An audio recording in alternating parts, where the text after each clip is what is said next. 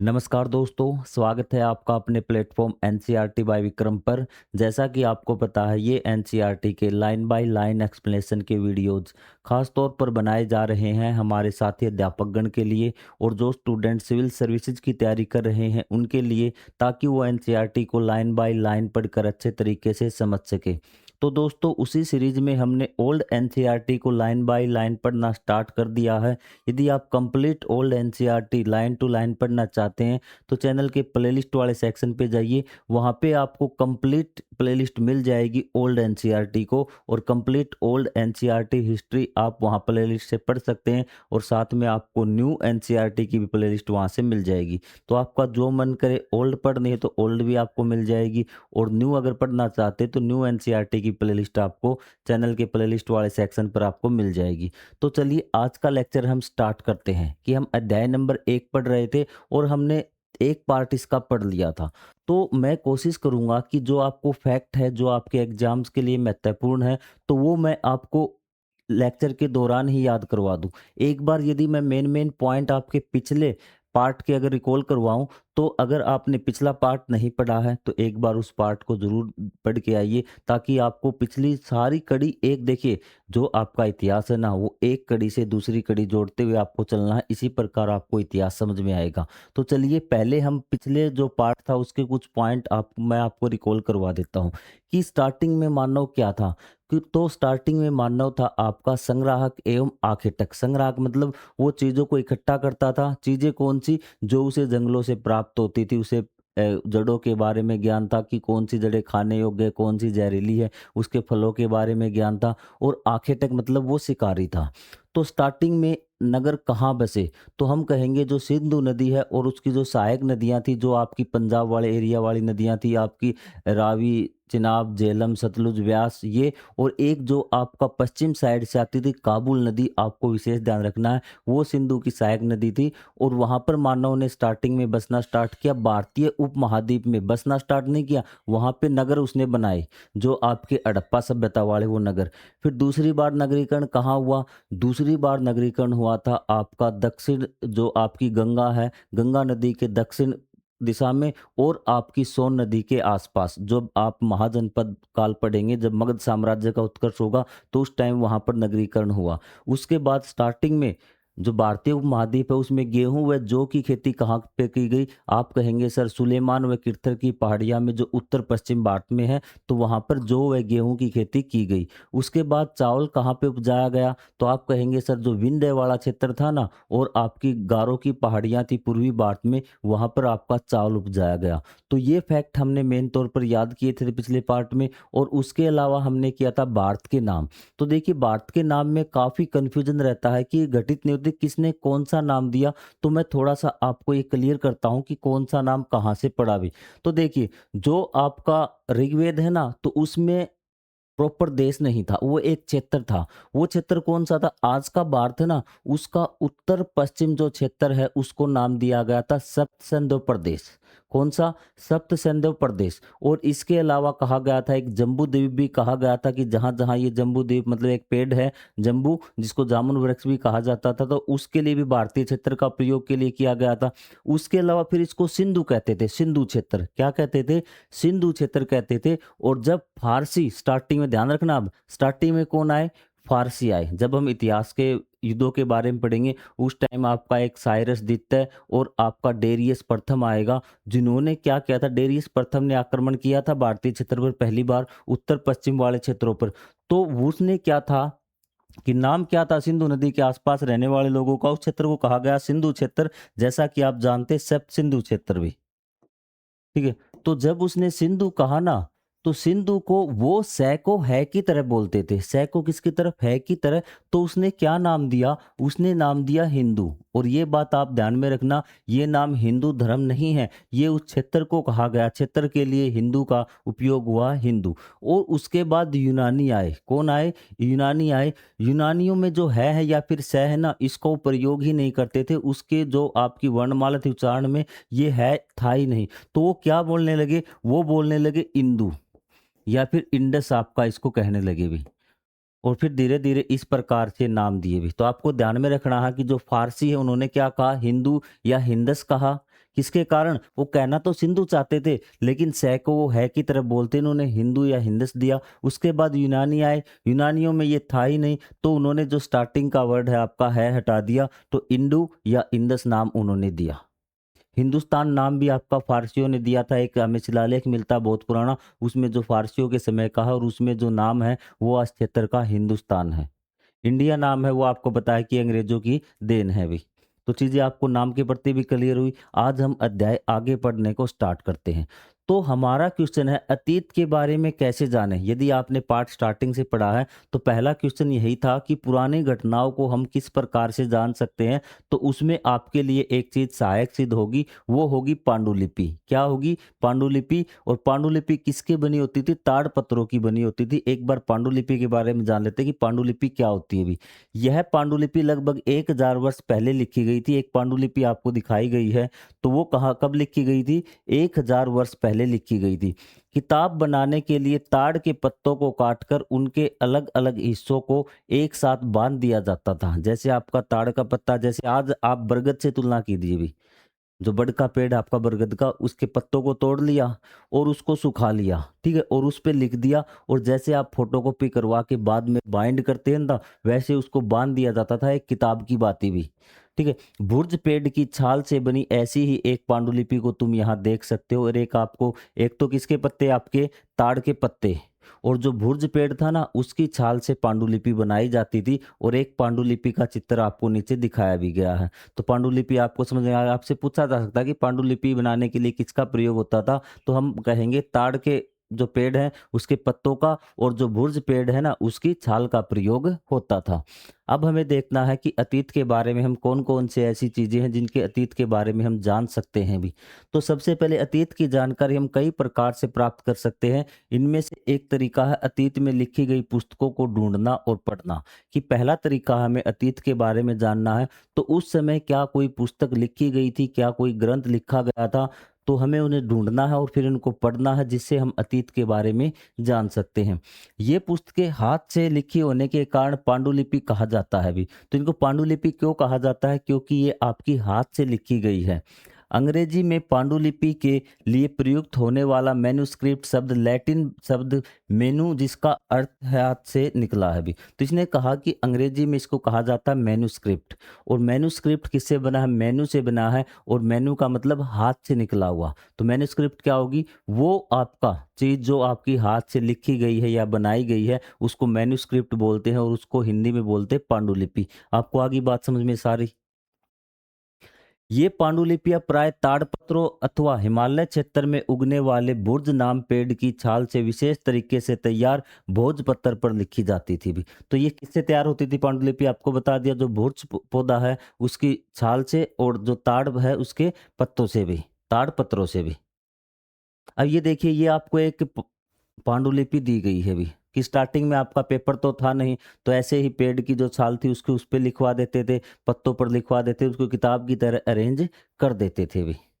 ठीक है, बाकियों का प्रयोग क्यों नहीं किया, बाकी पेड़ों के पत्तों का? क्योंकि वे लंबे समय तक नहीं चल सकते थे, उन पे लिखना इतना ज़्यादा सुविधाजनक नहीं होता था जितना इन पर होता था। तो ये चीज़ आपको क्लियर हुई। एक-एक लाइन क्लियर करते हुए चल दिए भी, ताकि आपको दोबारा न पढ़ना पड़े, और आप इस लायक हो जाएँ, यदि आपसे कोई पूछे तो आप उसको अच्छी तरह से हर एक चीज़ समझा सकें। तो मेरा उद्देश्य यही है कि मैं आपको एक बार पढ़ाऊँ, और एक बार मैं ऐसा पढ़ा दूँ कि आपको सारी चीज़ें समझ में आ जाए भी। अब की ये पांडुलिपियां बहुत समय पहले लिखी गई थी। इतने वर्षों में इनमें से कई पांडुलिपियों को तो कीड़ों ने खा लिया, तथा कुछ नष्ट कर दी गई भी। कि कुछ कीड़ों ने तो खा लिया और कुछ को क्या कर दिया गया? नष्ट कर दिया गया। फिर भी ऐसी पांडुलिपियां आज भी उपलब्ध है। प्राय ये पांडुलिपियां मंदिरों और विहारों में प्राप्त होती है। मंदिर आपके जो हिंदू सनातन धर्म है उसके आपके पूजा स्थल होते हैं, और विहार आपके जो बौद्ध धर्म से संबंधित स्थल होते हैं, पूजा स्थल, उसको हम बोलते हैं। इन पुस्तकों में धार्मिक मान्यताओं, व्यवहारों, राजाओं के जीवन, औषधियाँ, विज्ञान आदि सभी प्रकार के विषयों की चर्चा मिलती है। कि इस जो उस जमाने में जब ये पांडुलिपियां लिखी गई थी, उस जमाने में जो आपकी रीति रिवाजें थी, जो आपका विज्ञान था, जो आपकी पद्धति थी इलाज करने की, जीवन कैसा था, उन सब की जानकारी हमें मिलती है। इनके अतिरिक्त हमारे यहाँ महाकाव्य, कविताएं, नाटक भी हैं। इनमें से कई संस्कृत में लिखे हुए मिलते हैं, जबकि अन्य प्राकृत और तमिल में है। प्राकृत भाषा का प्रयोग आम लोग करते थे भी। तो यहाँ से है कि और कौन सी चीज़ें हैं जिनसे हमें अतीत की जानकारी मिलती है। तो पहली चीज़ हमने पांडुलिपि पढ़ी। उसके अलावा जो स्रोत आपको दे रखे हैं वो है हमारे प्राचीन महाकाव्य भी, जैसे आपका रामायण महाभारत है। कविताएं हैं आपकी पुरानी, और नाटक उस समय जो लिखे गए थे उनसे हमें जानकारियाँ अतीत के बारे में मिलती है। जिनमें से कई ग्रंथ है वो आपके संस्कृत में लिखे गए हैं, कविताएं भी, नाटक भी। इसके अलावा वो आपकी प्राकृत और तमिल भाषा में भी ये मिलते हैं आपको। और आम लोग कौन सी भाषा का प्रयोग करते थे? आम लोग आपका प्राकृत भाषा का प्रयोग करते थे। तो अतीत को जानने के लिए कितनी चीजें होगी आपके पास? आप कहेंगे सर एक तो पांडुलिपि होगी, उसके अलावा प्राचीन महाकाव्य हैं, आपके ग्रंथ हैं, कविताएं हैं और नाटक हो गए। और भी कोई चीजें हैं क्या जिससे हम अतीत के बारे में जान सकते हैं? एक चीज है आपकी अभिलेख। क्या है? अभिलेख। अभिलेख क्या है कि हम अभिलेखों का भी अध्ययन कर सकते हैं। ऐसे लेख पत्थर अथवा धातु जैसी अपेक्षाकृत कठोर स्तरों पर उत्कीर्ण किए गए मिलते हैं भी। अभिलेख क्या होते हैं? अभिलेख होते हैं कि वे लेख जो या तो पत्थरों पर उकेरे गए हैं, उनको छीलकर पत्थरों को, ठीक है, या फिर कोई कठोर सतह भी धातु पे, किसी धातु की लोहे का बनवा दिया आपका, चांदी का, सोने का कोई अभिलेख आपका बनवा दिया और उस पे लिखे गए हैं, तो वे क्या कहलाते हैं? आपके अभिलेख लिखे गए हैं।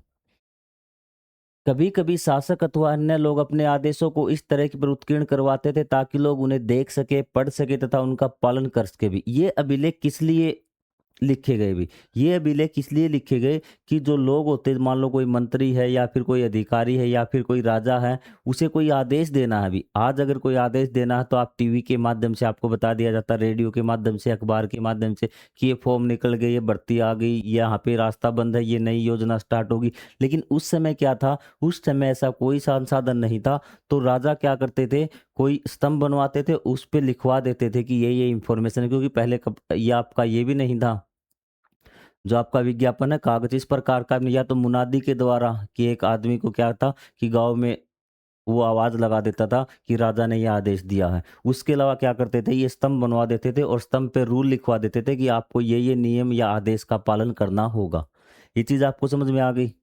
कुछ अन्य प्रकार के अभिलेख भी मिलते हैं जिनमें राजाओं तथा रानियों सहित अन्य स्त्री पुरुषों ने भी अपने कार्यों के विवरण उत्कीर्ण करवाए हैं भी। तो इसने कहा कि कुछ अन्य अभिलेख भी हैं भी।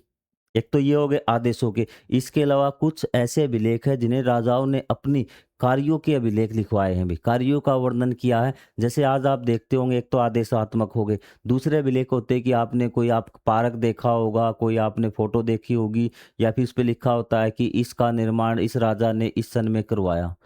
तो इस प्रकार के अभिलेख भी हमें मिलते हैं। आज के ज़माने में भी आपको मिलते होंगे। कोई पार्क देखना, आप उसके आगे लिखा कि ये इस पार्क का उद्घाटन या इस पार्क का निर्माण इस मंत्री ने अपने कर कमलों के द्वारा करवा, वो क्या अभिलेख है। ठीक उसी प्रकार राजा उस समय भी करवाते थे। उदाहरण के लिए प्राय शासक लड़ाइयों में अर्जित विजयों का लेखा जोखा रखा करते थे कि जो शासक लड़ाई लड़ते थे ना, तो फिर क्या करते थे? अपना एक स्तंभ लेख बनवा देते थे, अभिलेख बनवा देते थे, और उस पर करवा देते थे कि इस राजा ने इसके साथ लड़ाई की और ये जीत हुई हुई। तो और आपको पता है कि अगर कोई अपने बारे में लेख लिखवाना चाहता है तो वो अपनी प्रशंसा ही लिखेगा, जिनमें उसको जीत मिली वही अभिलेख में मिलती थी भी। हार तो कोई लिखवाएगा नहीं कि मैं उस राजा से हार गया। तो राजा अपनी जीत का वर्णन भी अभिलेख के माध्यम से करता था। तो क्या क्या चीजें? एक तो राजाओं के आदेश और नियम, दूसरा राजा के द्वारा किए गए काम, किसी मंत्री के द्वारा, किसी राजा के द्वारा किए गए काम भी मिलते हैं, उनकी जानकारी मिलती है। तीसरी, राजाओं के द्वारा लड़ी गई लड़ाइयाँ भी हमें मिलती हैं अभिलेखों पर। तो कितने आपके स्रोत हो गए सर? आपने पढ़ा स्टार्टिंग में पांडुलिपि बताया, फिर महाकाव्य है आपके, कविताएं हैं नाटकों के माध्यम से, उसके बाद अभिलेखों के माध्यम से हमें जानकारी मिलती है किसके बारे में? अतीत के बारे में। इस प्रकार आपको सारी चीज़ें पढ़ते हुए चलना है आराम से। तो उससे पहले हम आगे बढ़े, ये अभिलेख आपको दिख रहा है, तो ये एक अभिलेख के बारे में आपको जानकारी दी गई है, उस अभिलेख के बारे में हम देख लेते हैं अभी। ये अभिलेख है आपका वर्तमान अफगानिस्तान के कंधार से प्राप्त हुआ अभी। कौन सी जगह से प्राप्त हुआ है?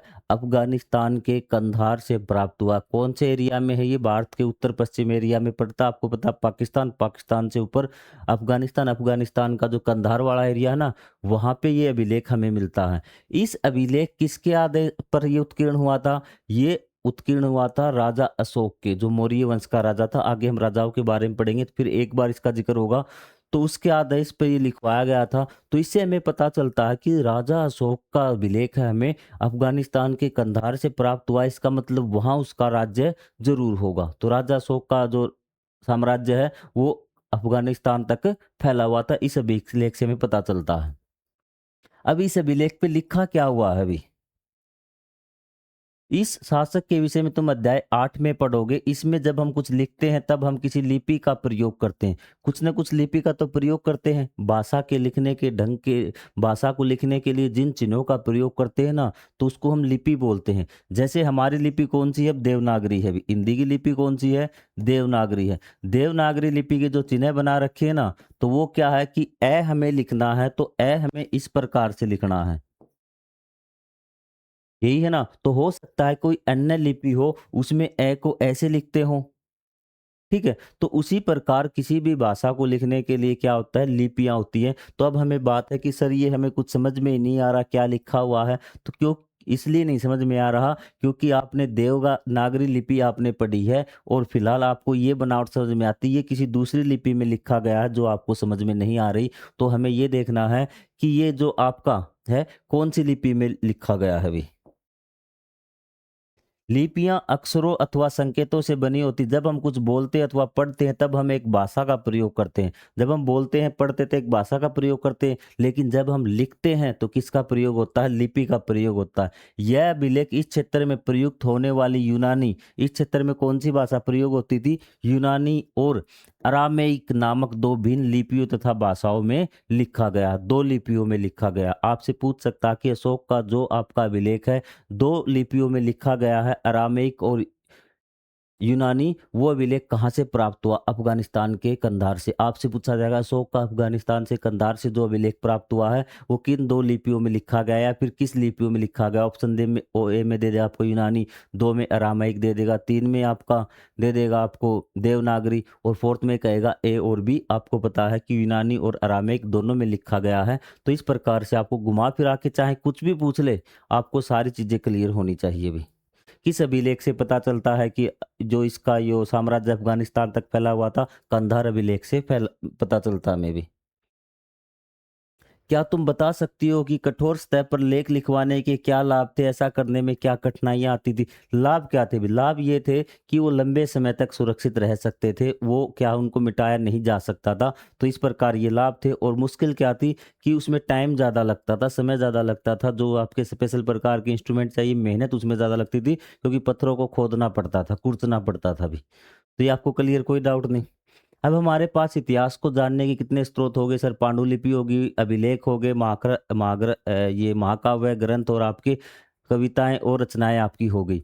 इसके अतिरिक्त अन्य वस्तुएं अतीत में बनी और प्रयोग में लाई जाती थी। इसके अलावा बहुत सारी चीजें थी जो अतीत में बनी हुई, जो आपके कपड़े भी बने होंगे, आपके आभूषण भी बने होंगे, आपके डेली यूज की वस्तुएं भी बनी होंगी। ठीक है, ऐसी वस्तुओं का अध्ययन करने वाला व्यक्ति पुरातत्वविद कहलाता है भी। अब आपको देखिए एक आ गया, पुरातत्वविद किसे कहते हैं या फिर कौन होता है? जो आपकी अतीत में बनी वस्तुओं का अध्ययन करता है ना, तो वो आपका क्या कहलाता है? पुरातत्वविद कहलाता है। पुरातत्वविद पत्थर और ईंट से बनी इमारतों के अवशेषों, चित्रों तथा मूर्तियों का अध्ययन करते हैं। पुरातत्वविद जो भी सामग्री हमें अतीत की मिलती है, चाहे वो कोई मूर्ति हो, चाहे पत्थर हो, चाहे इमारत हो, कोई भी चीज़ हो, उसका अध्ययन करते हैं भी। क्या करते हैं? उसका अध्ययन करते हैं। वे औजारों, हथियारों, बर्तनों, आभूषणों तथा सिक्कों की प्राप्ति के लिए छानबीन तथा खुदाई भी करते हैं। इनमें से कुछ वस्तुएं पत्थर, पकी मिट्टी और कुछ धातु की बनी होती हो सकती हैं। ऐसे तत्व कठोर तथा जल्दी नष्ट न होने वाले होते हैं, क्योंकि ये बात सिंपल सी है कि हमें वही पदार्थ मिलेंगे, वही चीज़ें मिलेंगी जो कठोर हों, जो जल्दी से नष्ट न होने वाली हों, क्योंकि जल्दी से जो नष्ट होने वाली होगी वो तो नष्ट हो चुकी होगी। तो उस प्रकार की चीज़ें मिलती हैं और इन चीज़ों का अध्ययन कौन करता है? पुरातत्वविद करता है और उनके बारे में जानने का प्रयास करता है, अतीत के बारे में कि किस प्रकार की वो संस्कृति थी। और यहाँ पे कुछ चीज़ें आपको दिखाई गई हैं भी। एक प्राचीन नगर से प्राप्त पात्र, ये मिला है ऐसे का ऐसा भी। आप ये 1000-2000 साल पुराना हो सकता है, तो ये देखिए ऐसा मिला है भी। और ये इस प्रकार की चीज़ें मिली हैं और पुरातत्वविदों ने इसका अध्ययन करके पता लगाया है कि ये सिक्के हैं भी। क्या है ये? सिक्के हैं, लगभग 2500 वर्ष पूरे भी। ठीक है? और ये आपके 4700 वर्ष पूर्व का पत्थर है। तो हमारे आज के प्रयोग में आने वाले सिक्कों से कैसे भिन्न है? आप देख सकते हैं कि आज के जो सिक्के हैं आपके ₹1 के, ₹2 के, ₹5 के, ₹10 के, उससे ये किस प्रकार से भिन्न है? तो ये इसका आंसर आप खुद जान सकते हैं। और क्या पुरातत्वविद जानवरों, चिड़ियों और मछलियों की हड्डियां भी ढूंढते हैं तथा इनसे यह जानने में भी मदद मिलती है कि अतीत में लोग क्या खाते थे भी। ठीक है, अगर जानवरों के बारे में यदि उनके रहन सहन में यदि उनके चिड़ियाओं की हड्डियां मिली, मुर्गियों की हड्डियां मिली, आपकी मछलियों की हड्डियां मिली, तो इसका मतलब मान लेते हैं कि एक घर में कोई मांसाहारी व्यक्ति रहता है, तो वो रोज मुर्गी खाता है, उसके आसपास दबा देता है। तो 1000 साल बाद जब उस स्थान की खुदाई होगी तो हड्डियां वहां पर मिलेगी। तो वहां से वो इस प्रकार से अंदाजा लगा सकते हैं कि वो खाते थे। अब पूरी तरह से स्पष्ट नहीं कि वो खाते थे या किसी और काम के लिए रखते थे भी। अब देखिए, एक व्यक्ति अंडे खाता है, वो सिर्फ अंडे के लिए मुर्गियां रखता, कभी न कभी मुर्गी मरेगी, मरेगी तो वो सिर्फ क्या मुर्गी को वही दफना देगा, दबा देगा। तो वहां से फिर आपकी हड्डियां प्राप्त होंगी। तो हम कैसे अनुमान लगा लें कि उसने खाई थी? उसने तो अंडे खाए थे, ठीक है, या फिर अंडे भी नहीं खाता हो। ठीक है, लेकिन यहाँ पे इस प्रकार से ये अंदाजा लगाते पुरातत्व कि यहाँ पे ये चीजें मिल गई, इसका मतलब उन्हें खाते थे भी या अपने काम में लेते थे। वनस्पतियों के अवशेष देखिए, जो आपका है ना, पुरातत्वविद हिस्ट्री में सिर्फ सबूतों के आधार पे हम अंदाजा लगाते, वो अंदाजा हमारा सही भी हो सकता है और गलत भी होता। आज सही है, कल को वो अंदाज़ा हमारा गलत भी हो सकता है। कि मान लेते किसी स्थान पे हमें लोहे के कोई औजार नहीं मिले, तो हमने कह दिया इन लोगों को लोहे के बारे में कोई ज्ञान नहीं था। लेकिन 100-200 बाद कोई और स्थान मिला और वहाँ हमें लोहे के औजार मिल गए, तो हम क्या कहेंगे? हाँ, ये लोहे के औजार यूज़ करते थे। तो इस प्रकार हम अंदाज़ा लगा के इतिहास को जोड़ते हैं और उसका निर्धारण करते हैं, और बाद में इतिहास आपका बदल भी सकता है। ये बात आपको ध्यान, खासकर आपका जो बहुत पुराना इतिहास है उसकी बात मैं कर रहा हूँ, जिसके लिखित साक्ष्य आपके पास उपलब्ध नहीं है उस इतिहास के भी। वनस्पतियों के अवशेष बहुत मुश्किल से बच पाते हैं यदि अन्न के दाने अथवा लकड़ी के टुकड़े, वनस्पति मतलब वो चीजें जो पेड़ पौधों से संबंधित है, उनके जो अवशेष है ना, मुश्किल से बच पाते हैं भी। यदि अन्न के दाने, लकड़ी के टुकड़े जल जाते तो जले हुए रूप में बचते हैं भी, कार्बन बन जाता है तो जले हुए रूप में वे हमें प्राप्त हो जाते हैं। क्या पुरातत्वविदों को बहुधा कपड़ों के अवशेष मिले होंगे भी? क्या कपड़ों के अवशेष मिले होंगे उनको भी?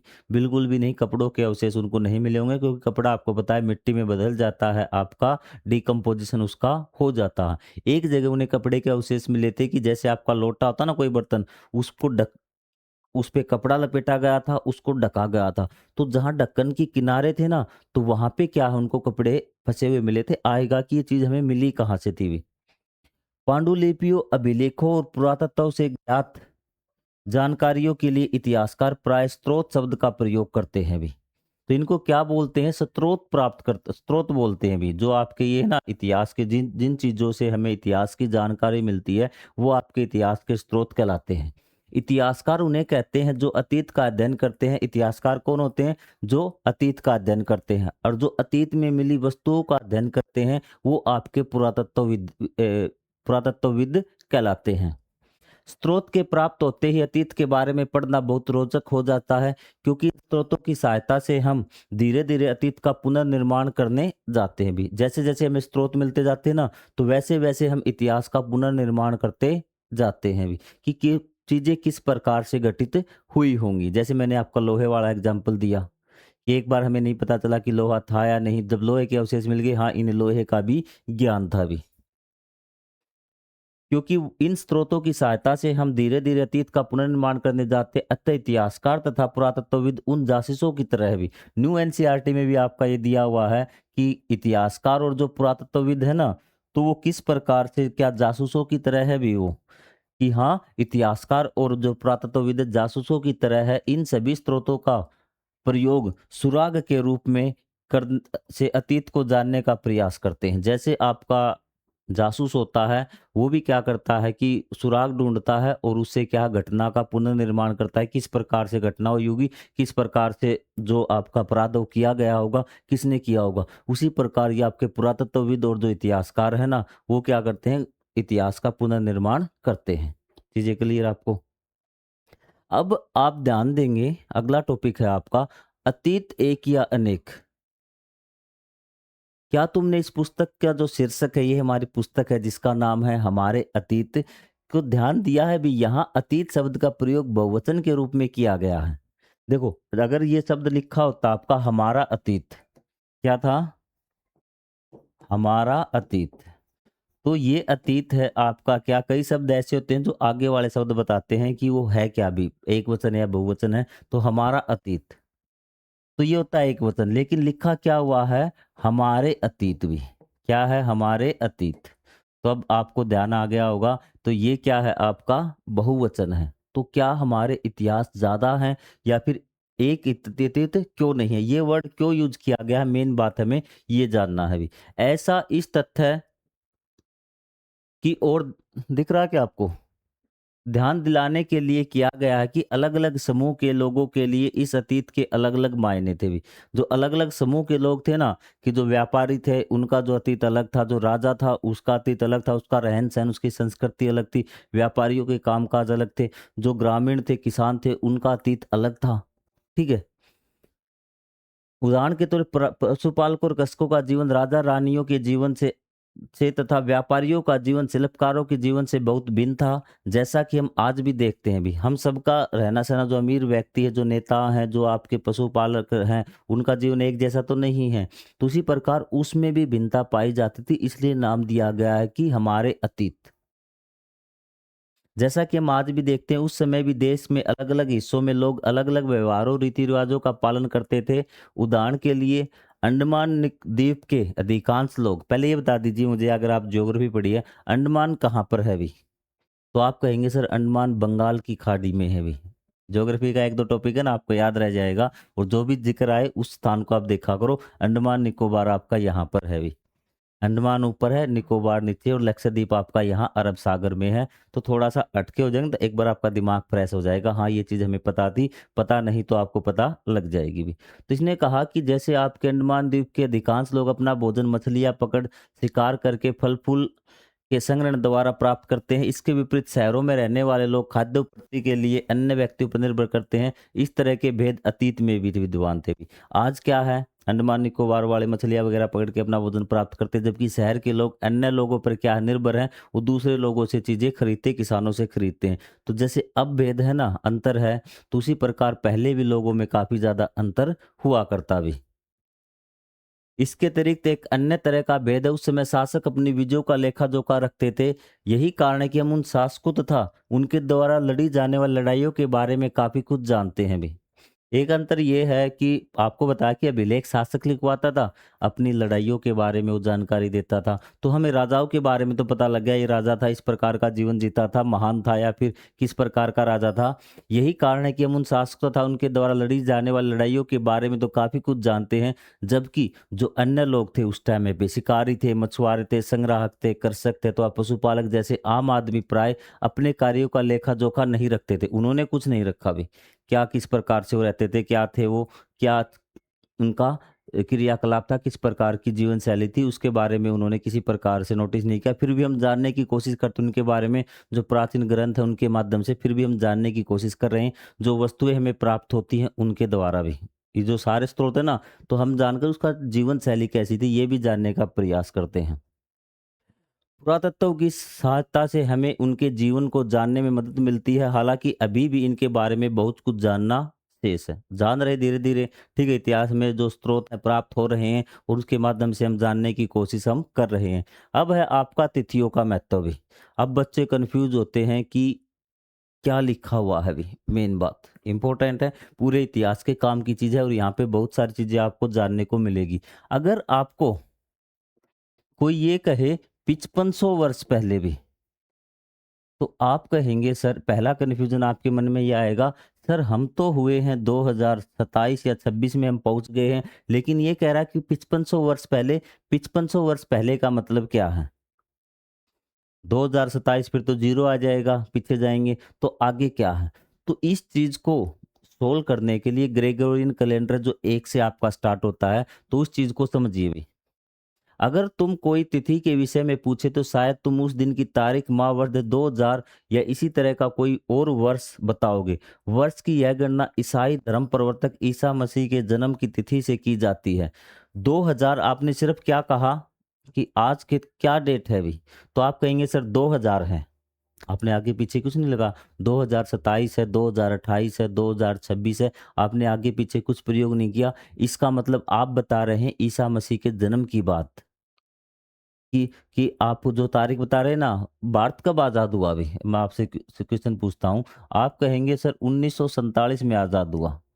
तो मतलब आप ये बता रहे हैं कि ईसा मसीह के जन्म के 1947 वर्ष के बाद आज़ाद हुआ है भारत। आपने समय उसका ये बताया है।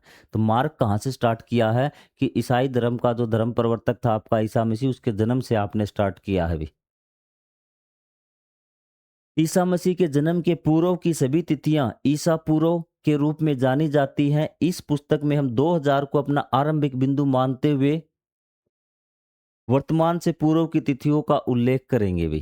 तो इसने कहा कि हमने क्या मान लिया कि 2000 को अपना आरंभिक बिंदु मान लिया भी। वर्तमान से पूर्व की तिथियों का उल्लेख करेंगे, कि आपने कहा कि जो ईसा के जन्म से पहले की है ना, तो अब देखिए, कोई वस्तु कोई चीज़ 2000 साल पहले हुई थी, 2000 हमारा ये बिंदु है, ठीक है? तो आप कहेंगे सर 1 साल हो गया अभी, ठीक है? अगर कहे कि 3000 साल पहले कोई घटना हुई थी, तो आप उसको कैसे लिखेंगे? आप लिखेंगे सर 2000 तो ये कंप्लीट हो गए और 1000 और बच गए। 1000 को हम क्या बोलेंगे? यहाँ तो ईसा का जन्म हुआ था, इसको तो आप सीधा बोल देंगे। इसको क्या बोलेंगे? 1000 ईसा पूर्व। क्या बोलेंगे? 3000 साल पहले को 1000 ईसा पूर्व आप बोलेंगे। ये चीज़ आपको कल क्लियर हुई? ये देख लो, यही है कि तिथियां ईसा पूर्व, ईसा मसीह के जन्म के पूर्व की सभी तिथियां ईसा पूर्व के रूप में जानी जाती, मतलब ईसा के पहले की। इस पुस्तक में हम 2000 को अपना आरंभिक बिंदु मानते हुए वर्तमान से पूर्व की तिथियों का उल्लेख करेंगे भी। 2000 से गणना करेंगे हम पिछले सालों की, ये नहीं 2021, 22, 23, 24, 25, ऐसे 2000 को पर्टिकुलर बिंदु हम रखेंगे भी। अब देखिए यहाँ पे ये कुछ दिया हुआ है और न्यू एनसीईआरटी का कंसेप्ट भी मैं आपको बता दूंगा अभी। तो अब आपको एक चीज़ तो पक्की कन्फर्म है, यहाँ तक तो ये चीज़ समझ में आ गई होगी, या चीज़ आपको पहले से पता होगी कि यहाँ ईसा का जन्म हुआ है अभी। तो इसके बाद जो तिथियां हैं आपकी 2027 तक आप पहुंच गए, इसका मतलब ईसा के बाद भी, इसको हम ईस्वी बोल देते हैं। अगर आपको कहे कि किसी का जन्म 500 ईस्वी में हुआ, तो इसका मतलब कि आपका 500 साल बाद ईसा के जन्म के। लेकिन कहे ईसा पूर्व हुआ भी, तो मतलब ईसा के जन्म के 500 साल पहले हुआ है। अब वो कहता है कि मुझे ईस्वी या ईसा पूर्व मत बताओ, मुझे ये बताओ कि कितने साल पहले हुआ इसका जन्म। तो आपको क्या करना है इसका निकालने के लिए? तो क्या करना है आपको कि 2027 में से सीधा आपको 500 घटा देना है। क्या कर देना है? 500 आपको घटा देना है। आप ये बता देंगे कितने साल पहले वो घटना हुई थी। यदि आपका ईसा पूर्व हो, क्या हो? ईसा पूर्व हो, तो आपको ये जोड़ना है भी। ये क्या है? आपको जोड़ना है। 2027 में आप 500 जोड़ देंगे, 2000 ही मान लीजिए। क्या मान लीजिए? 2000 ही मान लीजिए। 2000 में आप 500 जोड़ देंगे तो ये घटना 2500 वर्ष पहले हुई थी, और ये घटना हुई थी कब? 1500 वर्ष पहले। आपको अंतर समझ में आया कि आपको कंप्लीट आए? तो मैं कहूँ कि कोई घटना 4000 वर्ष पहले हुई थी, तो ईसा पूर्व में बताइए। आप कहेंगे 4000 वर्ष पहले हुई थी, तो आप क्या करेंगे? माइनस करेंगे। 4000 में से 2000 घटा देंगे, क्योंकि 2000 तो आगे वाले घट जाएंगे और 2000 और पीछे जाएंगे, तो 2000 ईसा पूर्व आपका आ जाएगा। चीजें क्लियर हो रही है? अंग्रेजी में बीसी, ईसा पूर्व, बिफोर क्राइस्ट। क्राइस्ट मतलब ईसा, ये हो गया। आपको अंग्रेजी में क्या लिख देते हैं? बीसी लिख देते हैं अभी।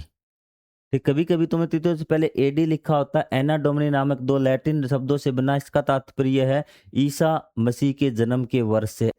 एडी आपको लिखा मिलेगा। एडी का मतलब होता है ईस्वी, ईसा के जन्म से बाद। अगर आपको लिखा मिले बीसी, तो बीफा इसके ईसा के जन्म से पहले भी, बिफोर क्राइस्ट, बीसी। चीजें क्लियर आपको यहाँ पे? कभी कभी एडी की जगह सीई और बीसी की जगह बीसीई, सीई कॉमन ईरा और बीसीई बिफोर कॉमन ईरा, कुछ ऐसे शब्द हैं भी, ठीक है? सी अक्सरों कॉमन ईरा और बिफोर कॉमन ईरा के लिए प्रयोग, इन शब्दों का प्रयोग हम इसलिए क्योंकि विश्व के अधिकांश देशों में कैलेंडर का प्रयोग सामान्य हो गया है। भारत में तिथियों के रूप में प्रयोग लगभग 200 वर्ष पहले ही आरंभ हुआ। इन तिथियों का प्रयोग ना पहले नहीं जानते थे ईसा पूर्व ईस्वी को। जब आपके अंग्रेज आ गए भारत में, तब से ये प्रयोग होने लगा भी। तो अब आपको मूल मंत्र क्या है इसका, ये मैं आपको बता देता हूँ तिथियों का भी। तिथियों का मूल मंत्र ये है, आपको कुछ डाउट नहीं होना है। ठीक है। तो ये आपकी एक चीज़ और इम्पोर्टेंट बताऊँगा जो आपके न्यू एनसीईआरटी में दी गई, जो आपके काफ़ी काम की है। यहाँ पे हुआ ईसा मसीह का जन्म भी है।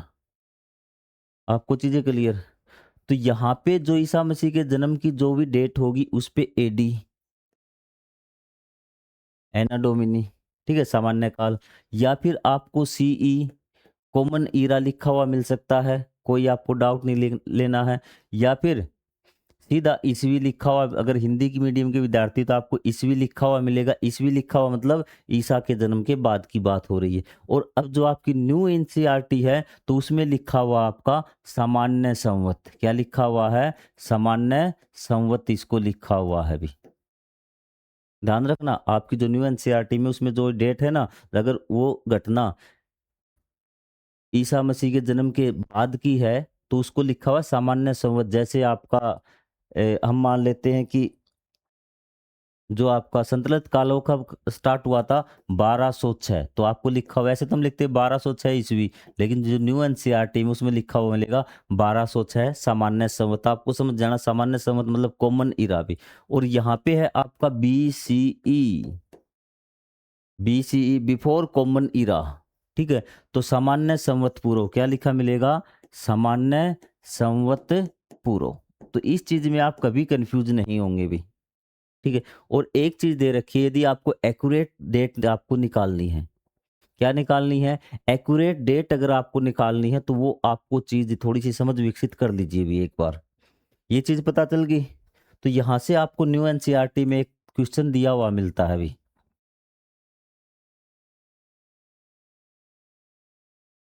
पहले मैं आपको टॉपिक को समझाता हूं कि जब हम गणना करते हैं ईसा पूर्व की, यहाँ पे क्या है? एक है, और यहाँ पर भी क्या है? एक है।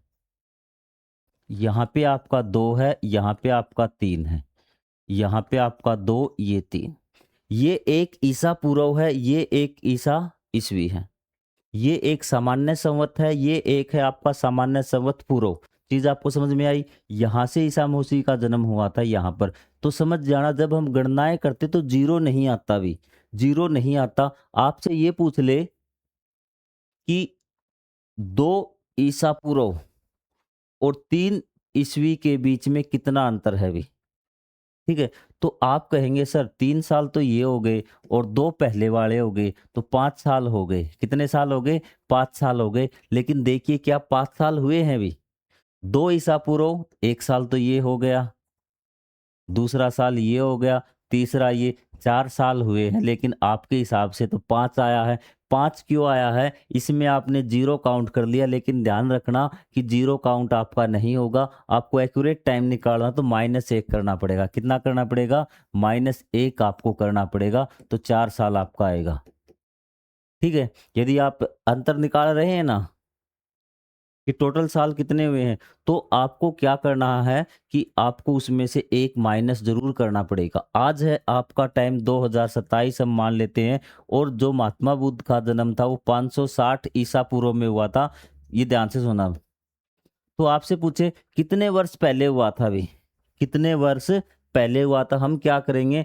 ईसा पूर्व है ना, तो ये इसमें से क्या कर देंगे? जोड़ देंगे, और जोड़ने के बाद आपको एक माइनस करना पड़ेगा। तो जो महात्मा बुद्ध का जन्म था, अगर 2027 में आप पता कर रहे हैं, तो 560, 7 का 7, 6 और 2 8, 5 का 5 और 2 का 2, 2587 है ना, टोटल आ गया। लेकिन जीरो वाला जो 1 साल है वो आपको घटाना पड़ेगा ना, तो -1 मतलब 2586 वर्ष पहले जन्म हुआ था। ये न्यू एनसीईआरटी का कंसेप्ट है, और आपसे क्वेश्चन पूछा जा सकता है, यदि किसी व्यक्ति का जन्म 3 ईसा पूर्व हुआ था, 30 ईसा पूर्व हुआ था, तो बताइए कि 1500 में उसकी कितने वर्ष बाद होगा भी।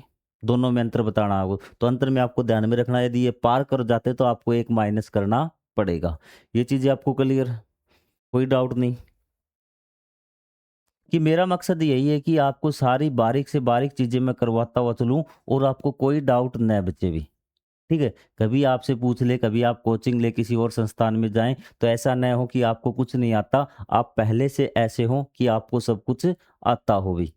अब थोड़ा सा हमारा ये रह गया एक्स्ट्रा नॉलेज, काफ़ी ज़्यादा मज़ेदार आपको आने वाला है भी। जैसा कि आपने पहले पढ़ा, अभिलेख कठोर स्तूप पर उत्खनन करवाए जाते थे, इनमें से कई अभिलेख कई सौ वर्ष पहले लिखे गए हैं। सभी अभिलेखों में लिपियों और भाषाओं का प्रयोग हुआ है। समय के साथ साथ अभिलेखों में प्रयुक्त भाषाओं तथा लिपियों में बहुत बदलाव आ चुका है। अभी भाषा भी बदल चुकी है और आपकी लिपियां भी बदल चुकी है। आप बताइए कि मानव है, आम लोग है, पहले किस भाषा का प्रयोग करते थे? तो ध्यान रखना कि प्राकृत भाषा का हमने पढ़ा था। वो ग्रंथ और महाकाव्य वो आपके लिखे गए थे, प्राकृत में भी, संस्कृत में भी और तमिल में भी। लेकिन जो आम लोग थे वो किस भाषा का प्रयोग करते थे? वो प्राकृत भाषा का प्रयोग करते थे। तो उसने कहा कि धीरे धीरे भी, लेकिन आज के ज़माने में जब हम देवनागरी पढ़ रहे हैं, तो हमें कैसे पता चलेगा कि ये यूनानी भाषा में क्या लिखा हुआ है, क्या नहीं लिखा हुआ अभी? विद्वान यह कैसे जान पाते क्या लिखा था? इसका पता अज्ञात लिपि का अर्थ निकालने की एक प्रक्रिया द्वारा लगाया जा सकता है कि अज्ञात लिपि जो हमने पढ़ा ही नहीं, तो उसका हम कैसे पता लगाएं भी? इस प्रकार से अज्ञात लिपि को जानने की एक प्रसिद्ध कहानी उत्तरी अफ्रीका देश, उत्तरी अफ्रीका भी आपको मैं बता देता हूँ। अफ्रीका के बारे में बात आ गई तो ये मान लो उत्तरी अफ्रीका है ना, यहाँ पे मिस्र है भी, यहाँ पे क्या है? मिस्र है। और ध्यान रखना कि जो आपका मकदूनिया का शासक था अलेक्जेंडर, जिसको आप क्या बोलते हैं, सिकंदर बोलते हैं, वो यहाँ से उसने आक्रमण किया था मिस्र से, और फिर वो अफ्रीका की तरफ, फारस की तरफ, पश्चिमी भारत पर पहुंचा था। इसी प्रकार उसको बताया गया था कि ये पूरी दुनिया में इसका रास्ता 3 महाद्वीप में हो गया, अफ्रीका में, यूरोप में हो गया उसका शासन, अफ्रीका में हो गया और फिर एशिया में हो गया। तो इसलिए इसको बताया गया था कि पूरी पृथ्वी को जीतना चाहता था। वो सिर्फ अतिशयोक्ति थी। हम आते हैं यहाँ पे भी। इस प्रकार की अज्ञात लिपि को जानने का एक प्रसिद्ध कहानी उत्तरी अफ्रीकी देश मिस्र से मिलती है। यहाँ लगभग 5,000 वर्ष पूर्व राजा रानी रहते थे भी। कहाँ? मिस्र में रहते थे। मतलब बहुत पुरानी सभ्यता है मिस्र की सभ्यता भी। तो यहाँ पे क्या उन्हें एक अभिलेख मिला भी? क्या मिला? अभिलेख मिला। और अभिलेख में इस प्रकार से क्या है कि राजा रानियों के नाम लिखे हुए थे, वो 3 लिपियों में लिखे हुए थे। किस में लिखे हुए थे? 3 लिपियों में लिखे हुए थे कि इसमें इसमें ये भी। ठीक है। मिस्र के उत्तरी तट पर रोसेटा नामक का एक कस्बा है। यहाँ से एक उत्कीर्ण पत्थर मिला है जिस पर एक ही लेख में 3 भिन्न भिन्न भाषाओं में भी, 3 भिन्न, यूनानी और मिस्री के 2 प्रकार थे भी। में से कुछ विद्वान यूनानी भाषा पढ़ सकते थे। उन्होंने बताया कि यहाँ राजाओं और रानियों के नाम एक छोटे से फ्रेम में दिखाए गए हैं। राजा और रानियों के नाम वहां पे लिखे गए थे एक फ्रेम में भी। इन्हें कारतूस कहा जाता था। क्या कहा जाता था? कारतूस। यहाँ से क्वेश्चन आया हुआ है एक बार कि मिस्र में राजा और रानियों को क्या कहा जाता था, और ऑप्शन में था आपका कारतूस। और बच्चे तो वन शॉट के चक्कर में रहते हैं कि हमें बस तुक्का लग जाए और हम जो नोट्स बना के दे दे हम पास हो जाएं। तो कारतूस कहा जाता था। ये कुछ नहीं पूछा गया। इसके बाद विद्वानों ने यूनानी और मिस्री संकेतों को अगल बगल रखते हुए मिस्री संकेतों को समानार्थक ध्वनियों की पहचान की भी। तो उन्हें क्या किया? यूनानी तो उन्हें आती थी, जैसे आपको हिंदी आती है भी। क्या आती है? हिंदी। हिंदी में लिखा हुआ है आपका अशोक। क्या लिखा हुआ है? अशोक। तो आप ये तो इंग्लिश आपको आती नहीं, तो आप ये तो अंदाजा लगा सकते हैं कि ये ए है, ये इसके लिए है। इसी प्रकार उन्होंने ये अंदाजा लगाया था भी। और अंदाजे से उन्हें क्या मिला? इसके बाद विद्वानों ने यूनानी और मिस्री संकेतों को अगल बगल पहचान कर मिस्री अंकों की समानांतर ध्वनियों की पहचान की। जैसा कि तुम देख सकते हो यहाँ अल अक्षर के लिए शेर भी, अल के लिए शेर,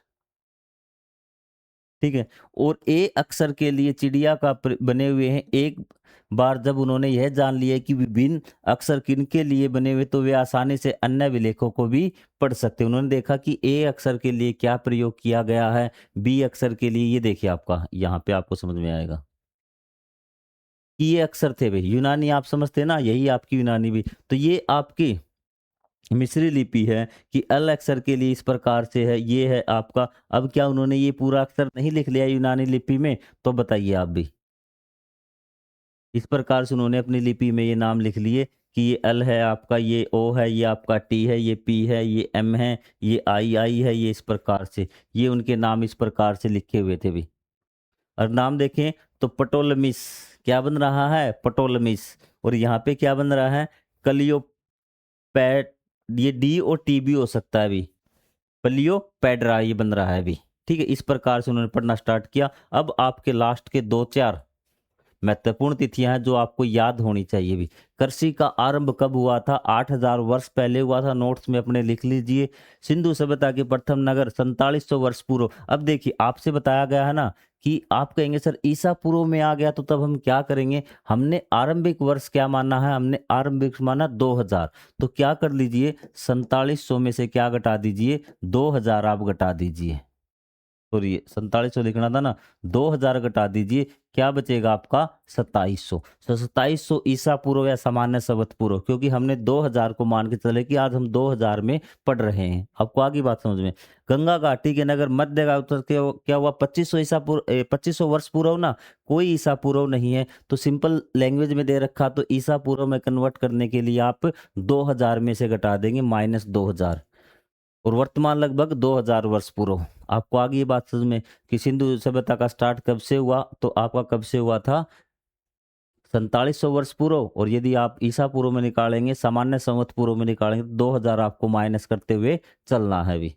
आपको आगे बात समझ में? जितने वर्ष बचेंगे उतने वर्ष पहले होगा भी। तो आप बताइए कि आपको ये अध्याय समझ में आया या फिर नहीं आया भी? कोई भी आपका सजेशन है, कोई भी आपकी सलाह है, आप कमेंट करके बता सकते हैं कि सर इस प्रकार से पढ़ाइए। तो हमारा ये पूरा लेसन बहुत अच्छी तरह से कंप्लीट हो चुका है। तो मिलेंगे हम लेसन नंबर 2 में। तब तक के लिए जय हिंद, जय Bharat. Thank you very much.